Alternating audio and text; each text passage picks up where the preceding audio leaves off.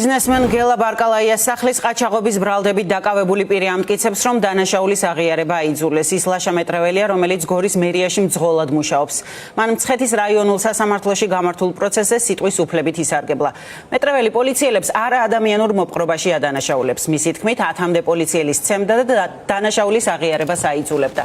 გამოძიების მტკიცებით გელა ბარკალაიას სახლში ორი პირი ყაჩაღობის მიზნით შევიდა.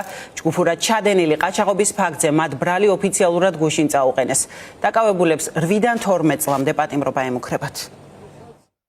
საქმეში არის მხოლოდ ერთი პირის ჩვენება, რომელიც არის დაზარალებული და რომელიც უთითებს კონკრეტულ ფაქტებს აღწერს. ჩემ დასაცავ პირს არანაირი მონაწილეობა ყაჩაღურ მოქმედებაში და ზოგადად რაიმე მოქმედებაში არ მიუღია, ვინაიდან ჩატარებულია ჩხრეკა.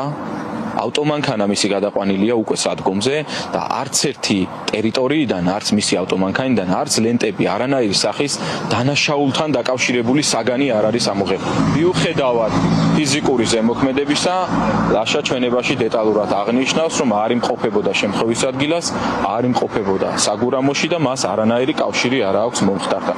იგი უბრალოდ მძღოლად დასაქმებულია, რა თქმა უნდა, გორის მერიაში, როგორც აღნიშნა პროცესს. არ აღიარებს ის დანაშაულს, ის იყენებს დუმილის უფლებას ამ ეტაპზე. ის აღიარებითი ჩვენება, რომელზეც სასამართლო პროცესზე იყო საუბარი, ამ ეტაპზე მოპოვებულია კანონის დარღვევით, იმიტომ რომ მის მიმართ განხორციელდა ფსიქოლოგიური ძალადობა, კონკრეტულად მუქარა, რაზეც ისაუბრა კიდეც ბრალდებულმა სასამართლო პროცესზე. კონკრეტული ადგილი და კონკრეტული პირები თუ ვის მიმართ იქნა ვის მიერ იქნა განხორციელებული ქმედებები, ჩემთვის ცნობილი არ არის. დარწმუნებული ვარ, არც ბრალდებულისთვის ასევე განმარტა მანაც.